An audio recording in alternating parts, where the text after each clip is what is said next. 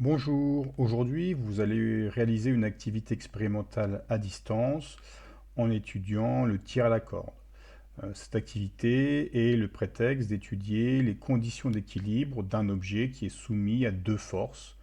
On va voir ces conditions au cours de l'activité. Un petit rappel historique, le tir à la corde a été une discipline olympique entre 1900 et 1920. La France a même obtenu une médaille d'argent lors des JO de 1900 qui se déroulaient à Paris. Dans la Grèce antique, le tir à la corde était déjà une discipline olympique et ce sport est encore pratiqué dans quelques pays asiatiques.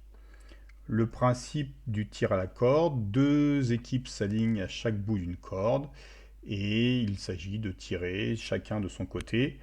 Et une fois le jeu commencé, le but est de faire dépasser à l'autre équipe le repère qui est au sol ou de faire chuter l'adversaire. La schématisation de la situation est celle-ci. On va voir l'équipe A qui va être située à gauche et l'équipe B à droite. Et chacune des équipes va tirer sur une extrémité de la corde. Pour modéliser la situation, on va utiliser une petite cordelette qui est à peine visible sur cette image. Et on va retrouver l'équipe A à gauche et l'équipe B à droite. On souhaite donc étudier la force exercée par chacune des équipes lorsque la corde est immobile. Pour mesurer une force, on va devoir utiliser un dynamomètre qui on voit le crochet aux extrémités de la corde. Voici une vue d'ensemble. On retrouve l'équipe A et l'équipe B positionnées et deux dynamomètres qui vont mesurer les forces de chacune des équipes. On se débrouille pour tendre la corde et la corde ne doit plus bouger. Il va falloir relever à l'aide des dynamomètres les valeurs de la force A et les valeurs de la force B. Pour cela, deux dynamomètres d'utiliser, je l'ai dit.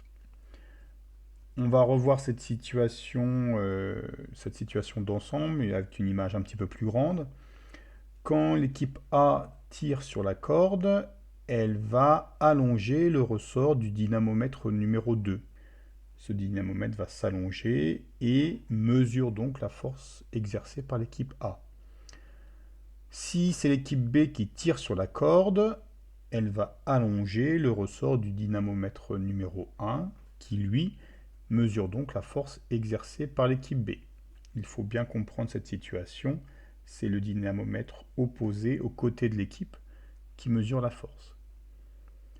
Donc voici un gros plan sur le premier dynamomètre. Si vous avez bien retenu, il va mesurer la force exercée par l'équipe B. Je vous laisse noter la valeur de cette force sur votre cahier. De la même façon, le dynamomètre 2 va mesurer la force exercée par l'équipe A. Là aussi, je vous demande de relever la valeur exercée par l'équipe A. Si cette situation n'est pas bien claire, faites une pause dans la vidéo, revenez à l'image précédente pour essayer de bien comprendre le rôle joué par chacun des deux dynamomètres. Une fois que vous avez relevé ces valeurs, je vais vous demander de réfléchir à quelles conditions un objet, comme ici la corde, qui est soumis à deux forces est en équilibre, c'est-à-dire qu'il ne bouge plus. À vous d'essayer de me donner des conditions sur la direction, sur le sens et sur les valeurs des deux forces exercées. Pour la suite, il va falloir schématiser cette situation. Donc on peut reprendre simplement la corde avec faire une croix pour l'équipe A et faire une croix pour l'équipe B. Et je vais donc vous demander de schématiser la force FA exercée par l'équipe A et la force B et la force FB, exercée par l'équipe B. Bon courage à tous.